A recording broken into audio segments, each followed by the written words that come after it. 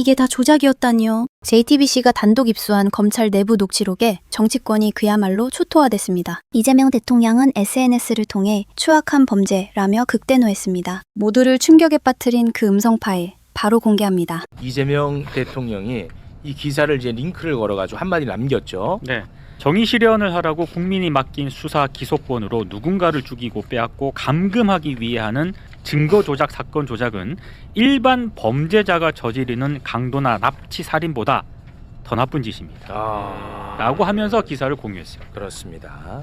자, 그러면 엄청난 보도가 있었는데 근데 이거 많이 안 다뤄지는 것 같던데. 거의 다루지 않습니다. 그렇죠. 네. 네. 굉장히 중요한 이슈입니다. 네. 지금부터 정말 이 어떻게 보면 영화 같은 이야기야. 영화 같아. 그렇지 않아요? 그렇죠. 난 영화에서 이거 나왔어요. 항상 볼 때마다 영화 같아. 네. 너무너무 전형적 영화 네. 같은 느낌인데요. 거기 이제 그 검사는 박상용 검사. 박상용. 매불쇼에 노크를 냈어요. 박상용 검사가. 진짜로? 그래요? 출연할 수 있겠냐고. 아 진짜요? 근데 보통 보면요. 최욱이를 바보로 알아. 다들. 만만하게 보는 거야. 어? 그래서 요즘 제일 많이 하는 말이 저 바보 아닙니다. 저 바보 아닙니다, 여러분. 얘는 어떻게 하면은 예. 구슬리면 될 것 같다고 생각하나 봐. 근데 뭐 제가 뭐 특정인은 절대 거론하지 마시고. 저는 항상 많이 듣자는 주의자잖아요. 그렇죠. 최근에 최욱 바보로 알고 나왔다가 스스로 나락간 경우 많아요. 휘청휘청거리는 네. 분들 많습니다. 바보 아닙니다, 박성윤 검사님. 너무 외모만 보고 그렇게 만만하게 보시면 안 됩니다. 아무튼 모시도록 하겠습니다, 박성윤 검사님. 네. 진짜요? 그리고 나는 정답지도 다 알려줘. 내가 갖고 있는 지금 정답지 지금 공개하는 거잖아. 그렇죠, 그렇죠. 네, 네. 요거 대응해서 오세요. 아시겠죠? 네. 자, 그러면 바로 출발을 해보겠습니다. 이른바 수원지검 연어 술파티 의혹. 윤석열 정부에서 이재명을 대북 송금으로 잡아넣기 위해서 조작 수사를 했다는 의혹입니다. 네. 정권이 바뀌고 이 의혹에 대해서 법무부 특별점검팀에서 실태 조사를 했어요. 그런데 그 조사를 한 그 결과 문건을 우리가 받아보지를 못했어. 그냥 봉지웅이가 어디서 주소 왔다고 하면서 조각조각만 우리가 달았어. 맞아. 오늘도 요 주소 왔다고 이렇게 주소 꺼낸 걸로 이런 것만 다뤘어. 네. 그런데 이번에 오마이뉴스가 1,600쪽 분량의 실태조사 문건을 확보했답니다. 와. 바로 이분이야. 야.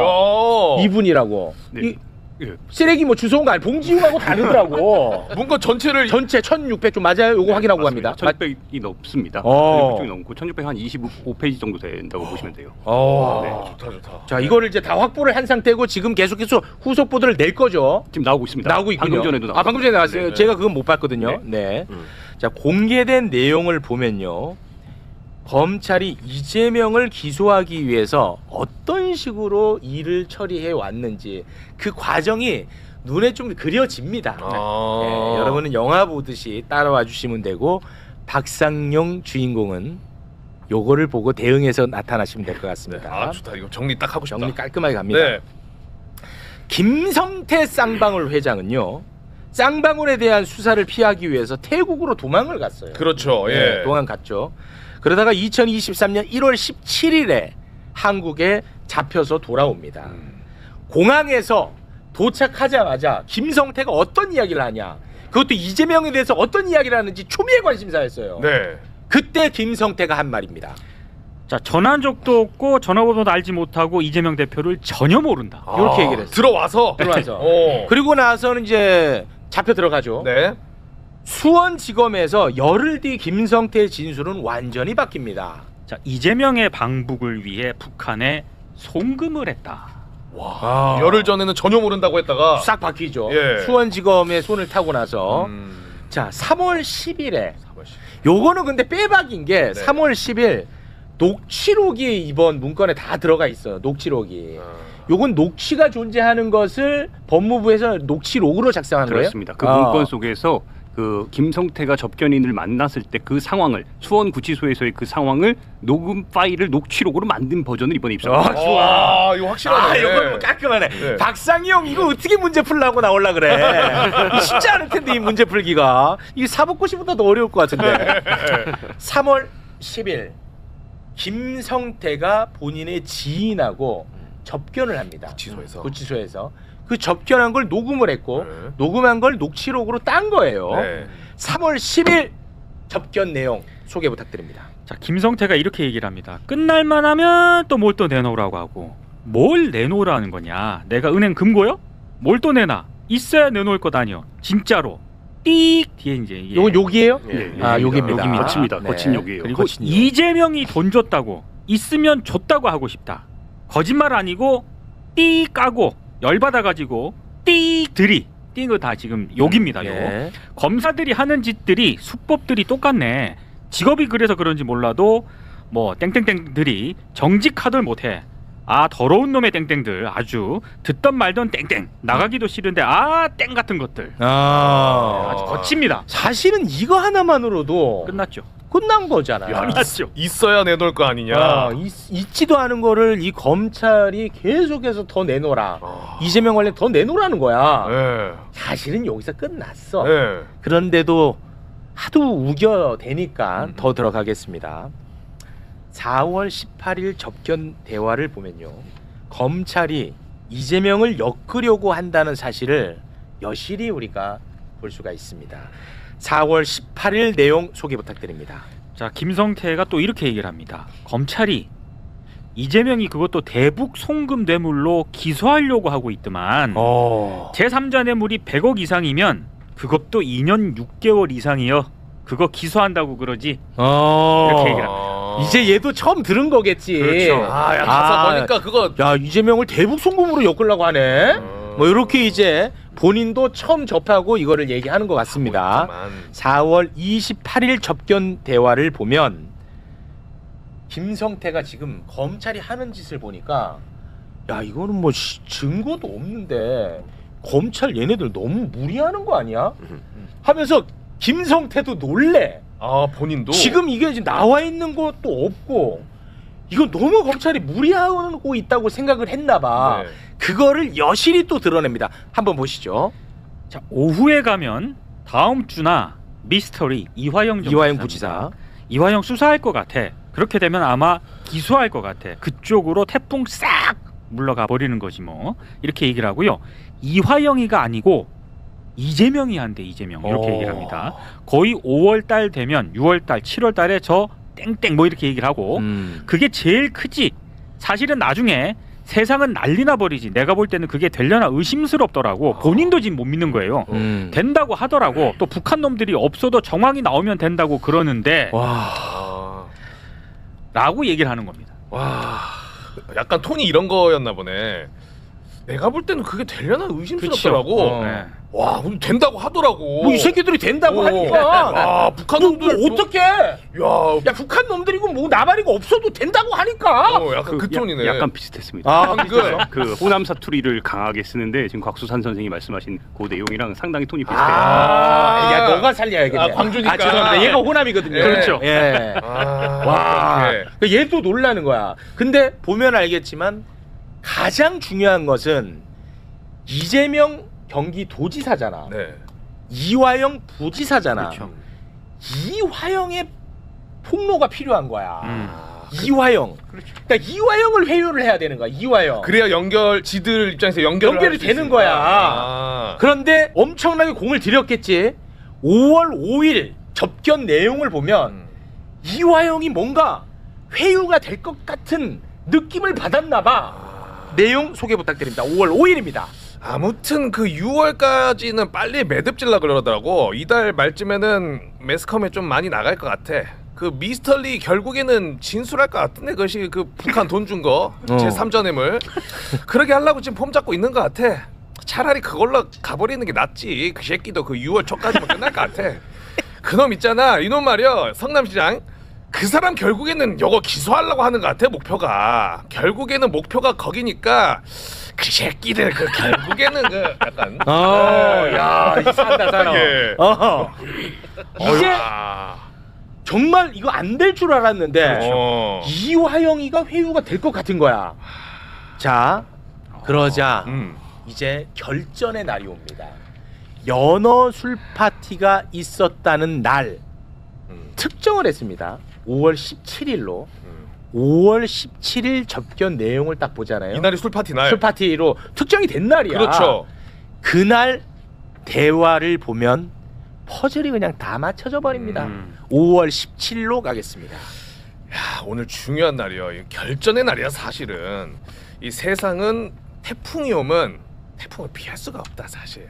이 태풍 속에 안 들어가야 되는데 이미 그 태풍 속에 들어가면 거 어떡할 것이냐 그것을. 그 흐름을 인자 만들어야지.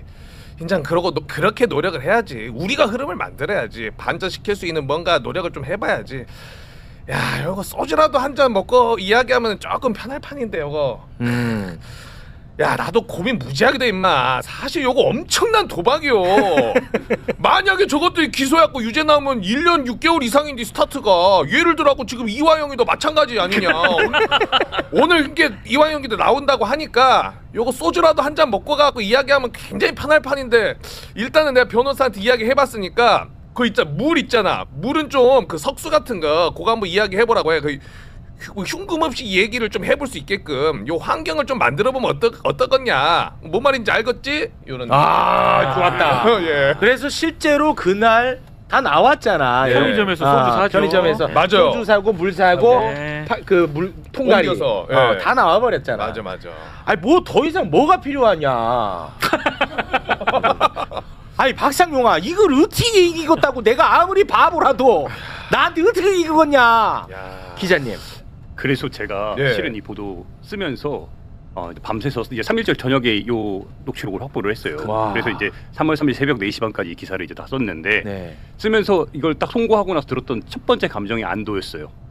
왜냐하면 이 녹취록을 딱 보는 순간 그간에 이 계속 대북송금 사건 관련해 가지고 조작 의혹이 계속 있었고 스파티 의혹이 있다고 계속 얘기를 했는데 너무 강하게 반발하니까. 맞아요. 너무 강하게 반발해. 아이고, 난 나쁜 놈 된 거 같고 뭔가 자료 막 내놔서 보도하면은 뭔가 나쁜 놈으로 계속 몰아가는 거. 맞아요. 심지어 김성태 변호인이 이 자료 유출로 해가지고 저 고발했거든요. 예. 조재현 변호사가 저 고발했습니다. 막 그런 상황으로 막 몰려가니까 들었는데 김성태의 그 당시의 상황들이 하나하나 맞춰 들어가니까 와, 마음속 깊은 곳에서 이제 끝났다 끝 외치면서 안도가 확 밀려오는데 내 개인의 안녕과 우리나라의 발전이 동시에 이 녹취록으로서 풀어지는데 안도란 두 글자가 얼마나 새겨지는지.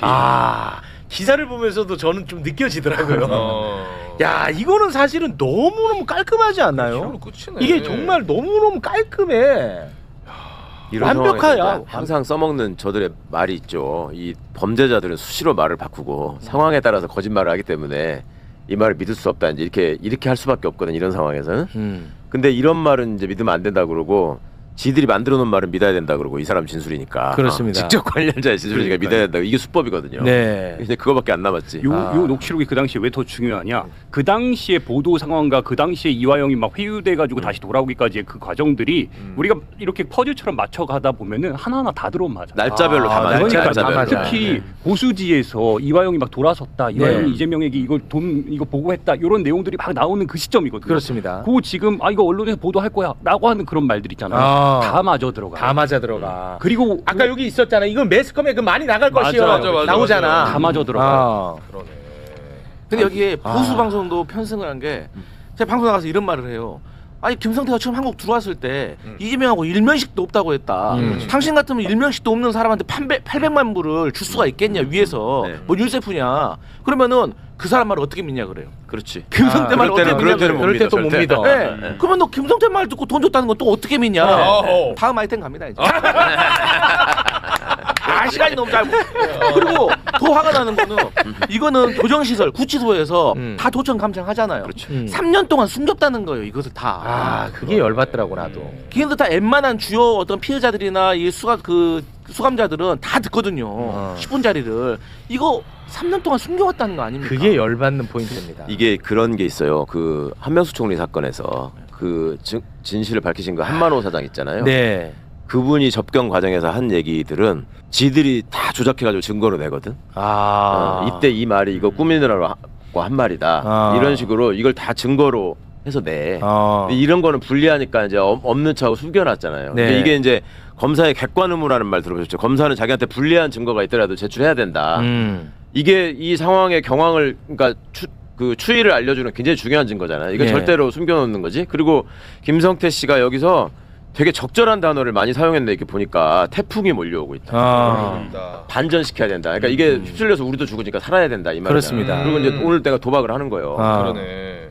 이런 얘기들이. 왜냐하면 얘네들은 티켓을 싸게 끊어준다고 했겠죠. 네. 근데 여기서 이제 우리가 놓쳐서는 안 되는 사실이 요 집중적으로 법무부에서 조사를 한 기간이 이제 7월부터 9월까지고 요 자료가 나온 게 9월부터 10월까지 이제 녹취록까지 최종 1,600자가 나온 1,600페이지가 나온 게 10월까지 작년 10월까지 이게 네. 기록들입니다. 그러니까요. 그래서 이거를 작년 11월 25일에 그러니까 이화영의 위증 사건 재판부 송병훈 부장이 이거를 등사를 해가도록 했어요.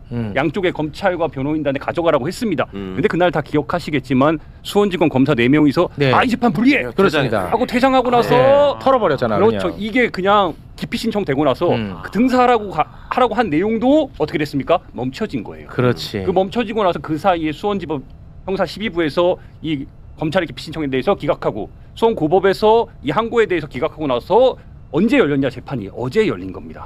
어제 열리고 나서 그제야 이 멈춰있던 자료가 이제 변호인단에 들어오게 됐고 그 자료들이 이제 세상에 공개가 된 겁니다. 이런 일련의 과정이 있어요. 그러면은 우리 다시 한번 돌아가서 봅시다. 11월 25일에 검사들은 이 자료가 도착한 걸 확인을 했어요. 그러면 왜 기피 신청을 했을까? 왜 그날 64명의 증인들을 신청해가면서까지 국민참여재판이라는 희대의 사건의 이제 재판이 막 이루어지는 과정에서 왜 거부하고 왜 뛰쳐나갔을까? 세상에 공개될까봐. 그렇죠. 시간을 끌어야 되는 거지. 그렇죠. 최대한. 세상에 공개되잖아. 그럼 만약에 진행됐으면 공개됐어 그때. 그때 공개됐고 더 반전이 됐을 텐데 이제 3개월 만에 이제 항고 재항고 다 끝나고 나서 이제야 이 사건에 대한 실체가 조금이나마 드러나게 되는 겁니다. 그러니까 이게 지금 다른 때도 아니고 이재명 대통령의 시대에 검찰 개혁이 논의되고 있고 본인들이 국민들을 위해서 일을 해야 되니까 보안 수사권 달라고 끝까지 저기 우기고 있는 상황이잖아. 네. 거기서 실제 법정에서는 지금 이런 짓을 계속 하고 있잖아요. 계속 하고 있는 거예요. 지금 이거 진행형이에요. 그럼요. 이런 집단인데 참. 오늘 방송 보고 박성현 검사가 안 나오려고 할 것 같아요. 그러니까 그 나를 얼마나 바보가 나오겠다는 거야. 이게 그리고 이제 위증 사건이 이게 별건으로 이화영의 위증 사건 같은 경우에는 국회 청문회 자리에서 별건으로 막 증언한 특히 술 파티 의혹에 대해서 증언한 걸 가지고 별건으로 걸어가지고 그렇습니다. 국민참여재판까지 간 거잖아요. 맞습니다. 근데 이제 검사들이 수원지검 검사들이 어제 새로 왔는데 그 새로운 공판 검사들이 증인으로 박상현 검사를 신청을 했어요. 그래서 6월 달께 아마 국민참여재판이 이제 2주간 이루어지는데 원래 일주일간 하기로 했다가 2주간으로 연장됐는데 네네네. 그 자리에 박상현 검사가 증인으로 지금 채택됐단 말이지 아직 확정은 안 됐지만 요청을 했습니다. 그러면은 요 국민참여재판에서 이게 여론이 과연 이런 녹취록을 봤을 때 과연 어떤 대응을 할지도 초미의 관심사인 거예요. 그래서 우리가 주목해야 될 건 뭐냐? 이제 이 대북송금 사건의 진실이 그 국민참여재판 2주간 진행되는 그때 엄청나게 드러날 겁니다. 그게 6월이에요? 아직 그 재판장이 원래 얘기했던 건 6월에 2주간 하기로 했는데 이화영 전 부지사가 지금 3년 8개월째 감옥에 있으니까 네. 조금이라도 빨리 했으면 좋겠다고 이야기를 한 상황이에요. 네. 근데 이제 다만 재판 준비 과정들이 있고 그러니까 배심원단 350명한테 연락을 해야 되는 그런 저간의 사정이 있어서 좀 늦어질 수가 있습니다. 네. 아니 이거 예전에 진짜 대한민국을 흔들었던 사건이거든요. 맞잖아요. 우리 특히나 우리 강성필 부대변인은 종편에서 아마 이건 매일 다뤘을 겁니다. 매일 다뤘죠. 그때 만약 종편 했다면 매일 다뤘을 거야. 근데 지금은 안 다뤄. 그러니까 최근에도 이제 봉지욱 기자가 얘기했던 거를 제가 듣고 가서 얘기를 하잖아요. 그리고 또 뭐 연어 술 파티와 관련해 가지고도 지금 교도관들의 증언이 나왔었잖아요. 네. 그 얘기를 하면은 그냥 다른 얘기를 해버려요. 그냥 그거 어떻게 믿을 수 있냐 그래버려요. 눈 부릅뜨고 그냥 우겨버려요 그냥. 그리고 사실 이 전에도 안부수 씨의 네. 이 진술이 변화를 했거든요. 그렇습니다. 안부수 씨도 최초에는 이재명 당시 의원에게 뭐 전혀 불리한 증언을 안 하다가 이 쌍방울 측이 안부수 씨 딸에게 편의 송파에 제공. 있는 그 오피스를 집사유고. 제공하고 나서부터 바뀌고 바뀌어요. 그 과정 속에 있었던 이 대화 카톡이 공개가 되거든요. 그렇지. 잘하네. 이것도 사실 그 이거하고 똑같은 수준인 맞아, 거예요. 똑같아요. 사람만 다른 거예요. 그런데 이거 어떻게 믿냐 그래요, 그냥. 그러니까 이게 우리 지금 부대변인께서 잘 말씀해 주셨는데 결국에는 3인성으로 완성하기 위한 그러니까 대북송금 사건에서 최종적이고 불가역적인 목표는 정치인 이재명이었어요. 그건 너무나 명징해. 근데 그 연결고리가 직접적인 연결고리가 없으니까 처음에 김성태 근데 김성태만으로는 부족하니까 그렇지. 그 주변의 쌍방울 관계자들 안부수 그리고 종국적인 그 직접적인 이화영까지 연결인 그렇습니다. 거예요. 네. 이 과정에서 술파티라는 그 소위 말하는 계속해서 지속적이고 반복적인 세미나가 이루어진 거고 그렇습니다. 그리고 제 두 번째 기사가 방금 지금 나온 두 번째 기사가 요 내용들을 지금 말씀 주신 이런 내용들 있잖아요. 요거를 보강하는 당시의 교도 구치소에서 이제 김성태 바로 밑에 있던 방용철 전 부회장이 있습니다. 네네네. 그리고 김성태의 금고직이라고 불리는 김태현 매제입니다. 네. 매제예요. 이런 사람들이 또 자기 딴에는 자기들이 얘기하고 있는 그 불만 사항들, 김성태가 얘기한 그 똑같은 결로서 밑에서 보좌했던 사람들의 내용들이 다 폭로를 해요. 다 그냥 폭로라기보다는 다 고백을 해버려. 그냥 가까운 사람들 왔으니까. 그런 내용들이 지금 1600페이지의 법무부 자료 속에 다 포함돼 있어요. 다 포함돼 있어. 그 사람들한테 김성태가 그냥 솔직하게 다 폭로하는 거를. 아니요. 그 사람들 다 입장에서. 구치소에 있는데 그 사람들 입장에서 예를 들어서 우리 곽 선생 거기 구치소 있을 때 부인이나 지인들이 이렇게 면회로 오잖아요. 접견으로 오잖아요. 그때 그냥 했던 얘기들이 지금 김성태가 남긴 기록처럼 또 다른 기록으로서 이제 다 있는 거예요. 근데 근데 요건 근데- 주인공이 김성태고 그거는 이제 그 사람들이라는 거야. 근데 너무나 더 뭐랄까요, 리얼해요. 더 적나라하게 나와 장난할 있다. 수밖에 없어요. 왜냐하면 김성태는 여기서 주인공이거든요. 김성태는 자기가 정치를 하려고 그래요. 그 안에서 내가 다 진두지휘 하려고 그래. 오케이. 근데 거기에 보좌를 맞추는 사람들의 이야기예요. 그것도 지금 다 있다고요? 다 있고요. 가장 놀란 건 1313호 박상용 검사실에 그리고 김성태가 1년간 구치소에 있으면서 184번 출정을 합니다. 네. 1년 동안 184번 출정하고 그 출정한 이 날에도 아침에 접견을 와요. 그 보좌진들이 와. 근데 이 방용철이라는 사람이 뭘 얘기를 하냐? 그 또 다른 접견 온 사람한테 쌍방울 직원한테 야 너 저기 우리 몇 시에 수원지검 샵 313호에서 만나자라고 얘기를 해요. 그리고 출입이 이제 굉장히 불편하잖아요. 그 출입증을 누구를 통해서 또 다른 그 쌍방울 직원을 통해서 그 출입증을 확보하라 그래요. 그 얘기는 뭐냐? 프리패스로 그러네. 수원지검에 언제든 갈 수 있는 상황인 거예요. 그러면 이 프리패스가 왜 중요하냐? 지속적이고 반복적으로 도시락 들어가고 갈비탕 들어가고 짜장면 들어가고 연어회 들어가고 나중에는 말동무에 그렇죠, 말동무까지 되는. 내가 외로워. 그 상황에서 김성태 재판 받으러 갔고 나 혼자 거기에 먹지고 앉아 있는 거예요. 에어컨 바람 쐬면서. 그건 내 혼자 외롭고 힘들잖아요. 그러니까 누구 와라고 얘기를 해요. 그 시간에 와. 말동무하러. 그렇죠. 이게 1313호에서 벌어진 거를 얘기를 다 합니다. 와. 그런 편의는 그 구치소 안에서 다른 사람들은 다 믿지 못할 거 아니에요. 그런 그렇죠. 걸 받으니까 이 검찰의 이 권력이 이렇게 세구나라고 해서 협조하고 거짓말하고 그러는 거예요. 근데 걔네들이 이제 드나들 때 기록이 남으니까 다른 통로로 들어간다는 점도 다시 한번 상기 차원에서 말씀을 드리겠습니다. 네. 자, 일단은 오늘은 이쯤에서 마무리를 짓고요. 박상용 검사 매불쇼에서 바로 섭외 들어가겠습니다. 자, 오마이뉴스의 김종훈 기자님. 정말 훌륭한 역할을 하고 계십니다. 박수로 보내드리겠습니다. 아, 진짜 멋진 기자입니다. 네, 너무 고맙습니다. 진짜 큰 뉴스네 이거는. 그렇습니다. 네. 이런데도 지금 공소 취소를 안 하고 있다는 게 이게 나는 정말 이해할 수가 없어요. 아이고 그거 하는 짧게만 좀 얘기해 보세요. 아니 왜 안 하는 거예요 공소 취소를? 그게 지네들 명운이 달려 있으니까 지금 이 상황에서 이거를 그동안에 조작 수사했다라고 자인을 하면 나머지 부분까지 다 여파가 미칠 거고 이제 검찰 개혁의 국면에서 지들이 손에 줄 건 아무것도 없다 이런 게 있는 거죠. 그러니까 그냥 저항하는 거죠. 해야지 공소 취소를 해야 되는 거죠. 이거 지휘를 해야 되지 않을까요? 지휘를 해도 되는데 그건 좀 모양새가 안 된다. 아니 이제 여론이 우리가 지금 이렇게 얘기하는 건 우리는 다 알고 얘기하지만 사실은 모르는 분들이 많으니까 더 이게 이제 많죠. 좀 더 알려져야 되죠. 좀 연근 다음에 알겠습니다. 네. 현직 검사들이 있지도 않은 증거를 조작해서 어떤 정치인의 생명을 쥐고 흔들려고 했었던 어마어마한 정치 사건이 된 겁니다. 근데 본질은 뭐냐면 왜 현직 검사들이 이렇게 했느냐. 대통령인 검찰총장 출신의 윤석열 당시 대통령이 자신의 정적에 해당하는 이재명 더불어민주당 상임고문 또는 대표를 정치적으로 죽이기 위한 한 목적으로 현재 검사들을 동원을 한 거예요. 그래서 이 사건을 만든 겁니다. 대장동부터 시작해서 위례 백현동, 성남 FC 8건이에요. 예. 거기에다가 변호사비 대납 사건 거기서부터 그러다가 시작해서 쌍방울 쌍방울, 예. 그래서 이제 대북송금까지 온 거거든요.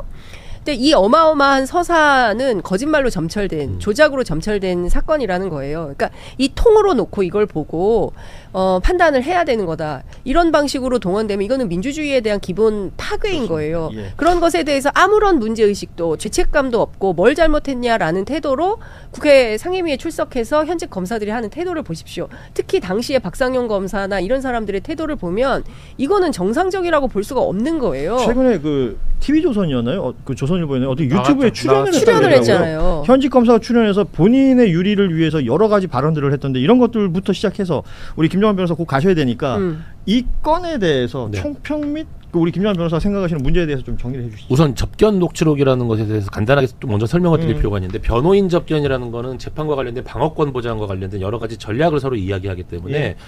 그 비밀 접견을 합니다. 예. 전편. 근데 이 일반 접견은 이 사람들이 아직 그 범죄와 관련된 혐의를 가지고 있기 때문에 이 대화를 녹음을 하거든요. 이 녹음이 실제 재판에서 녹음 자체가 증거로 쓰이기도 해요. 예. 이 얘기는 뭐냐 하면 이 접견 녹취록을 관련된 검사들은 다 이미 알고 있다는 그러니까. 얘기예요. 예. 예. 그런데 이런 사실을 알고 있으면서도 이건 한두 명의 검사가 덮었다는 게 아니에요. 이건 조직적인 거죠. 조직범죄, 조직범죄. 조직이 얼마나 비겁한지를 보여주는 저는 이 접견 녹취록에서 이 증거가 나왔다고 했을 때 야 역시 검찰이란 조직이 이렇게 상명하복식 비겁한 논리로 돌아가는구나. 예.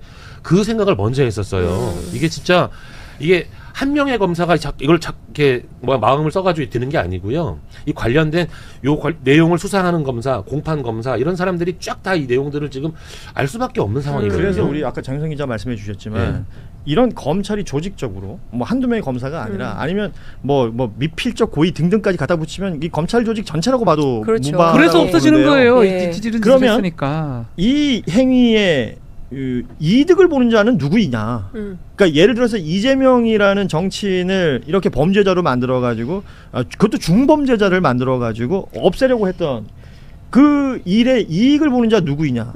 그쪽으로 가야 되는 거잖아요. 아니, 그러니까 이런 예. 거죠. 그 윤석열이라는 사람이 대통령이 됐잖아요. 대통령이 돼서 모두가 그래도 뭐 0.73% 표 차이긴 했습니다만 그래도 윤석열이라는 사람이 정치를 잘할 거라고 다들 기대하고 잘해주기를 바랬던 예. 거예요. 그런데 정작 한다는 게 이렇게 정적 죽이기를 하는데 현직 검찰을 동원했고 그 현직 검찰들은 이게 잘못된 것이라는 걸 모르겠어요. 법률가들이. 그럼 그때 법무부 장관은요? 법무부 장관인 한동훈이요. 마찬가지죠. 알죠. 예. 같은 거라고 봐야 되는 맥락이라고 거니까. 봐야 예. 되는 거죠. 예. 그러니까 이런 부분도 짚어봐야 돼요. 요 말씀하시고 일어나셔야 돼요. 검사들이 수사를 할 때 이런 현상이 있으니까 이게 무슨 죄야라고 현상을 보고 수사를 하는 게 아니고요. 검사들이 수사 잘한다는 검사들이 수사를 배우는 게 수사 시나리오를 짜요. 그렇죠. 예, 그래서 얘는 이런 범죄를 저질렀을 거야라고 해가지고 현상을 갖다 맞추는. 그러다 보니까 증거가 조작되는 거고 오히려 그 유리한 증거가 숨기게 되는 거. 지금 이런 증거가 있으면은 검사는 법상으로 정말 공익의 대변자, 이러이러하면 그 관련된 재판, 이재명 씨는 억울하겠네? 이런 판단을 해야 되는데 수사 시나리오상에서 벗어나잖아요. 예. 배제하는 거예요. 그러니까요. 이것 때문에 예. 이런 현상 때문에 검찰 개혁을 하자는 얘기가 나오는 거였죠. 근데 여기에 언론이 얼마나 끔찍한 악마화를 언론 얘기하기 전에 했습니까? 우리 김영환 변호사 네. 예, 네. 먼저 좀 보내드리고 계속 이야기 나누죠. 개강을 하는 바람에 제가 아이고. 수업 때문에 예. 혹시 그 우리 청취자분들 중에 학생분이 계시면 개강 축하합니다. 네. 예. 먼저 열심히 일어나겠습니다. 해주시고요. 예, 수고하셨습니다. 고맙습니다. 자, 이제 우리 박준 변호사하고 네. 장윤성 기자 두 분과 이야기를 좀 나눠볼 텐데, 자 말씀해주신 내용들이, 그러니까 검사들이 다 알고 결국은 있었으면 사실 어떤 정책 목적을 위해서 부역 활동을 한 거라고 봐야 돼요. 좀 전에 우리 김정현 변호사 얘기한 게 그게 그림을 그린다고 표현을 합니다. 예. 우리는 특수부가 잘하는 예. 게 스토리텔링. 예. 그림을 그려요. 아하. 뭐 예를 들어서 어떤 범죄를 그려놓고 거기 이제 사실은 어떤 사실관계 대전제가 법 적용시키고 그래서 결론은 이 법 적용에 맞아떨어진다. 이 범죄네 처벌하자 이런 구조거든요. 자기가 그려놓고 딱딱딱 맞춰 넣는 거예요. 근데 사실 하다가 이게 안 맞는 게 나오면 안 하든가 그만둬야 됩니다.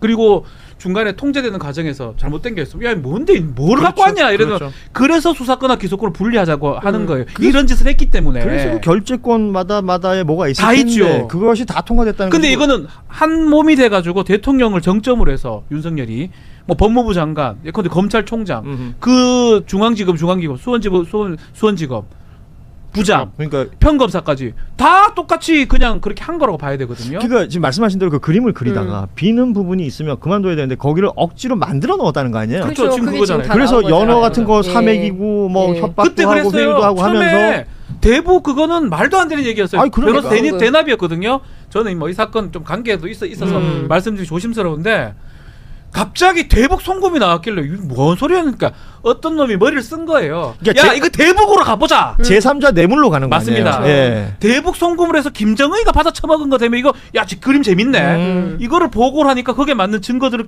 사실관 끼워넣으면서 없잖아요. 없으니까 안보수 증언 받아내고 예. 김성태 너 이거 얘기 꼭 해줘야 된다. 그래야 그림이 그려진다. 이딴 짓을 한 거예요 사실은. 그러니까 이게 그 어마어마한 시나리오 범죄 시나리오를 국가 권력이 짰다는 게 참 그렇죠. 기가 막힌 예. 겁니다. 그러니까 소위 그 대한민국의 권부에 해당하는 언론도 거기에 부역을 한 거고요. 맞죠. 네, 그런 것들을 종합을 해보면 사실 대한민국이 얼마나 끔찍한 나라였던가도 확인이 되는 거죠. 윤석열이 그 자주 썼던 표현 중에 그 카르텔 있잖아요. 네. 이게 여기에 완벽하게 카르텔에 카르텔에 해당이 작동하는 되는 그러니까 거죠. 저는 그래서 네. 이게 지금 오늘 시작인데 저는 시작이라고 보는데 예. 항상 계속 얘기를 해요. 이것만 잘못했나요? 어. 사실 김건희 사건 막으려고 하다가 그러니까. 터진 거잖아요. 진실을 발견하는 건 첫 번째지만요. 두 번째는 이거예요. 부역했거나. 근데 좀 전에 우리 진행자 그 말씀했어요. 과연 그 검사들이 이익이 있냐? 무서워서 그랬냐? 아닙니다. 이익이 있습니다. 그림 잘 그리는 놈은 승진합니다. 승진하고 승진해서 뭐 잘 막 올라갑니다. 막 올라갔다 마지막에 검사 옷 벗을 때 없었으면 변호사 해가 돈 엄청 벌어 제껴요. 전관이 되는 거죠. 또. 지인의 이익을 위해서 한 거지. 뭐 무서우면 안 하면 그만. 제 같은 무섭잖아요. 아니, 근데 왜곡죄 걸릴 거잖아요. 안 할랍니다. 나 변호사 할게요. 하면 그만이에요. 근데 자기의 이익을 위해서 뭐 그게 검사든 부장검사든 뭐 어떤 놈이든 했기 때문에 이 검사들은 저는 끝까지 단죄를 해야 된다고 봅니다. 좋습니다. 그렇게 해야 잘 나가는 검사가 됐던 그렇죠. 거예요. 그렇죠. 뭐 조선 제일검 뭐 이런 평가를 받게 되는 거예요. 거기에다가 이 오래된 거죠. 사실은 한명숙 전 총리 사건부터 저는 올라가야 된다고 생각을 하고 이 부분에 대해서 잘못된 기소였다라고 주장을 하는 검사들을 오히려 그러니까 대한민국 적으로 만드는 그 소위 말하는 이제 반부패 수사 뭐 혹은 특수부 그 전에는 이제 뭐 공안까지 올라가면 검찰의 그 왜곡된 역사들이 있는 거 그렇죠. 아니겠어요? 그러니까 이런 부분에서 어떤 분이 주장하기로는 과거사위원회처럼 검찰 과거사위원회 같은 게 필요한 거 아니냐? 필요합니다. 이미 저는 했었죠. 해야 문재인 정부 된다고 때도. 보고요. 그러니까 이게 지금 윤석열 검찰의 과거사만 좀 뭐 가까운 과거라고 해도 들여다보기 시작하면 한두 가지가 아닐 것 같다라는 생각이 지금 드는 건데 민주당에서는 아시다시피 이재명 대통령에 대한 공소 취소를 원하는 의원들의 모임도 있고 네. 당이 이제 그러니까 정식적인 기구를 만들어서 그게 조작 기소 및 이 공소 취소를 원하는 이 모임이 있는 거잖아요. 또 기구도 만들어진 것이고. 그러니까 예. 그러니까 그래서 저는 궁금한 게 공소 취소로 끝나는 게 맞습니까? 아니요. 이제 일단 공소 취소가 아니라 기본적으로 12일 날로 예정을 한 걸로 알고 있는데 예. 국정조사를 먼저 시작을 할 거예요. 그 국정조사 요구서를 지금 보고할 계획이다까지 그렇죠. 나왔어요. 12일 날. 그래서 국정조사를 안 할 수가 없죠. 이 사건 과정. 그래서 이제 국정조사를 통해서 이 1600조에 해당하는 증거물을 가지고 어떤 일이 있었는지에 대한 전체 조사를 하고 그리고 관련된 내용을 뭐 특검이 됐든 어디가 됐든 보내겠죠. 그래서 다시 수사를 해야 될 것 같고 당시에 부역했던 검사들에 대한 뭐 기소나 뭐 이런 것들이 본격화되지 않을까 저는 앞으로 싶습니다. 단죄를 좀 해야 되고 제 얘기를 조금 짧게만 드리면 저도 이제 군 검사를 좀 했었는데 제가 육군본부에서 근무할 때는 그 기능들을 다 형사 사건도 처리하지만요. 예. 지금 말하는 반부패 특수 사건도 합니다. 예를 들어서 뇌물 사건이라든지. 군 검사도 예. 그래서 뭐 여러 가지 사건들 다양하게 하다 보니까 인지 사건도 있고 헌병에서 올라오는 사건도 있는데 인지 사건에서 무능함을 제가 많이 드러냈어요. 본인이 하다 보면 없어요. 그러면 그만둬야 되는 거예요. 근데 능력 있다고 알려진 사람들은 그걸 지어내서 하는 거기서 거예요. 그림을 그리는 거죠. 그러니까 뭐 조선 제일검이라고 불렸던 한동훈 전 장관 같은 경우는 그거를 잘 파가지고 운하로 연결을 많이 했다는 그런 소문이 있었거든요. 예. 그러면서 아까 우리 장윤성 기자가 지적해 주셨지만 언론이 여기에 자유로울 수 있느냐? 그렇죠. 부역한 거죠. 어떻게 왜냐하면 보면. 공중전, 여론전이라는 게 굉장히 주요하게 작동하지 않습니까? 그렇죠. 어, 그리고 그분들이 언론을 활용을 잘했어요. 그래서 뭐 서초동 빨간펜 선생님, 그러니까 네. 서초동 편집국장 뭐 이런 평가를 받았던 거죠. 그러니까 이런 것들에 있어서의 제대로 된 수사는 거기까지도 가야 된다. 그렇죠. 단순히 검찰 안에서 머무른다던가 안 이게 됩니다. 아니라 예.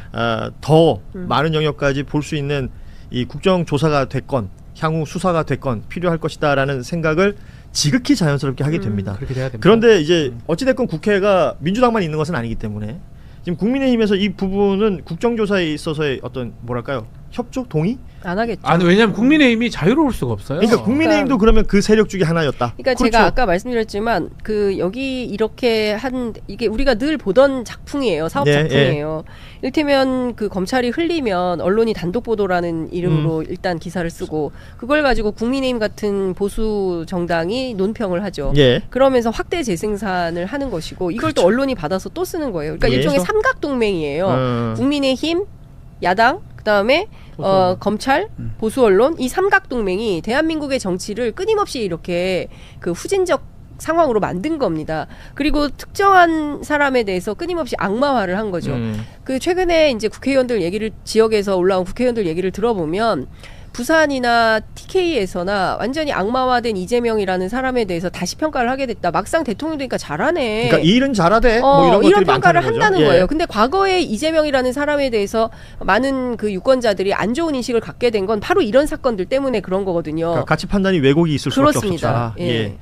자, 이런 상황입니다. 어찌됐건 말씀하신 대로 민주당은 3월 12일 국정조사 요구서를 제출한다라는 건데 이 건으로 국정조사가 진행이 된다면 사실은 뭐 소위 말하는 특검에서 지금 윤석열, 김건희 국정농단 관련된 내용들, 내란 관련된 내용들만큼이나 사실은 파급 효과가 클. 저는 어쩌면 더 크다고 보고요. 예. 그거랑 또 연관성도 있어요. 사실 또 연결되는 지점이 있겠죠. 왜냐하면 지금 대부분이 조작이거든요. 예. 조작이나 법 왜곡죄의 예. 일부분입니다. 김건희 특검도 또 다른 의미의 왜곡이라고 봐야 돼요.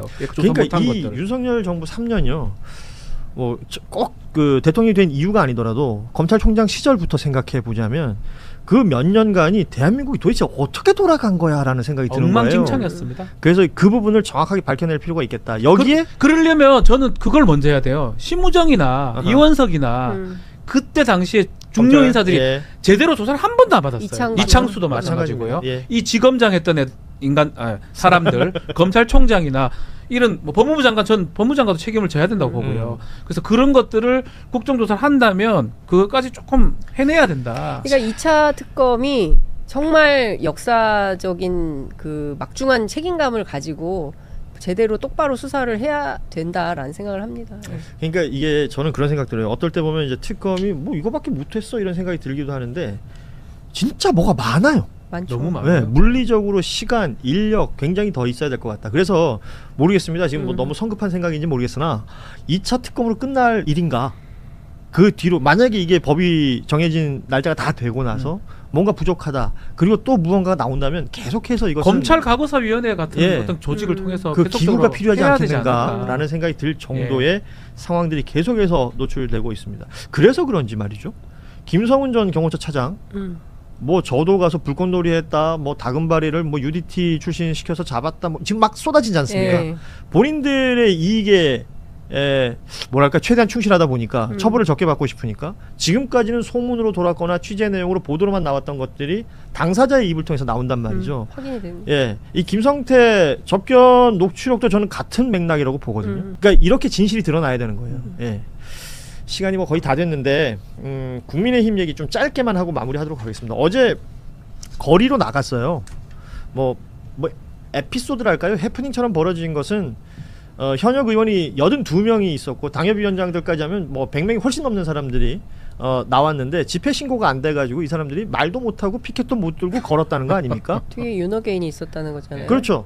그러니까 이 장면이 연출되고 나서 장동혁 국민의힘 대표는 이재명 대통령을 향해서 독재, 장기 독재를 꿈꾸고 있다 이런 식의 비판을 했고요.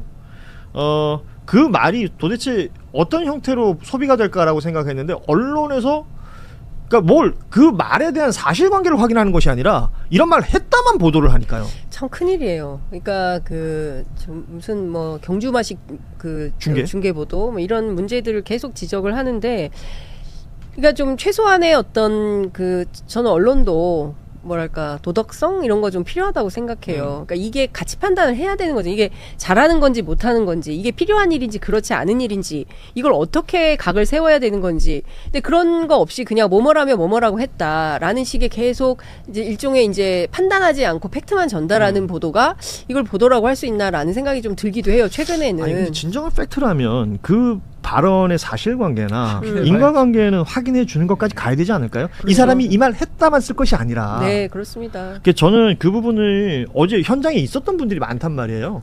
뭐 취재차 가신 분들도 있을 테고 그냥 주변에서 보신 분들도 있는 것 같습니다. 아니 어제 저희 그 취재 편의점 라이브 끝나고 네. 여의도에서 출발해서 그 청와대 그렇죠. 저는 늘 동선이 그런데 가는데 아니 청와대가 막히는 거에서 왜 그런가 했더니 예 그분들이 계셨는데 실제로 대단히 소란스러워서 경찰이 오히려 많았고요. 현장에는 그렇게 많은 분들이 있지는 않았어요. 그러니까 그 분위기라는 게 어떤 것인지 그리고 이게 얼마나 이게 뭐 모르겠어요. 어떤 채널에서는 이게 이제 뭐 코미디의 소재가 되기도 하고 뭐 조롱의 내용이 되기도 하는 것 같아요. 그 100명이 넘는 의원이 있는데 이 중에 현역 의원이 82명이 왔습니다. 근데 김재섭 의원 같은 경우에는 출정식 자리에서 듣다가 이건 아니다 싶어서 빠졌다 그러고요. 출발할 때 82명이라고 분명히 보도가 나왔어요. 근데 청와대 도착했더니 한 절반 정도로 훅 줄었다는 겁니다. 그럼 중간에 빠진 의원도 있다는 건데 이게 지금 국민의힘의 현상이라는 거죠. 현 주소죠. 예. 지금 국힘이 어느 정도 수준이라는 걸 딱 단적으로 보여주는 단어가 생각해. 단적으로 말해요, 단요? 아니요. 안 바랍니다. 자, 이런 상황인데 정작 국민의힘이라는 정당이 도대체 어느 것을 원하고 무슨 정치 행위를 하고자 하는 것에 뭔가 이렇게 감을 잡기가 어려운 상황인 것 같습니다. TK 대구 경북을 중심으로 한 정당 그리고 그곳에서는 뭐 진짜 오랜 세월 그 지역이 텃밭이라고 얘기하면서 자신들의 지역인 것처럼 얘기하지만 행정통합 이걸 하나 이끌어내는데도 정치력을 발휘하지 못하는 지금 국민의힘의 모습이란 말이죠. 자충수에 빠진 거예요. 사실은 정치적 자기의 이해관계 때문에 TK 지역의 대구 경북 통합을 반대를 했는데 실제 대전하고 충남도 지금 안 되는 상황이거든요. 그렇죠. 뭐 민주당에서 뭐 그걸 노리고 한 건지 몰라도 두 개 다 같이 갖고 와라. 예. 그럼 해줄게. 하나만 갖고 오면 전남하고 광주는 됐어요 지금. 그건 한 명 뽑습니다. 20조가 떨어져요. 국가 예산이. 그러니까 지금 대구 경북 도민 시민들이 좀 상당히 불 끓고 있어요. 그렇게 좋아하던 그분들이 좋아하던 국민의힘이 이딴 식으로 행동을 하기 때문에 합쳐주기를 바라는 사람이 많거든요. 예. 사실은. 그래서 저는 시간적 뭐 될 가능성이 높다고 보긴 하지만 자충수에 지금 빠진 상황이 아닌가 국민의힘이. 그런 생각이 들어요. 사실은 지금 뭐 행정통합권도 그렇고요. 지금 뭐 예를 들어 대통령의 부동산 정책을 비판하는 내용도 그렇고요. 그리고 오세훈 서울시장도 오늘 한 건 거들었던데, 그러니까 뭐 출마하겠다는 사람들의 메시지도 그렇고요. 그냥 전부 6월 3일 지방선거에만 맞춰져 있는 것 같아요. 거기에 유불리만 서로 따지는 것 같아서 어떤 정치 세력으로서 국민들에게 어떤 메시지를 주는가 이런 부분들에 대한 언론들의 좀 집중 탐구랄까? 저는 이런 것들도 좀 필요하다. 물어보면 되잖아요. 근데 묻질 않는 것 같고 물었을 때 나오는 답에 대해서 사실관계나 확인을 하지 않고 그냥 써주는 것 같다. 이 부분에 대한 좀 문제 제기를 하고 싶습니다.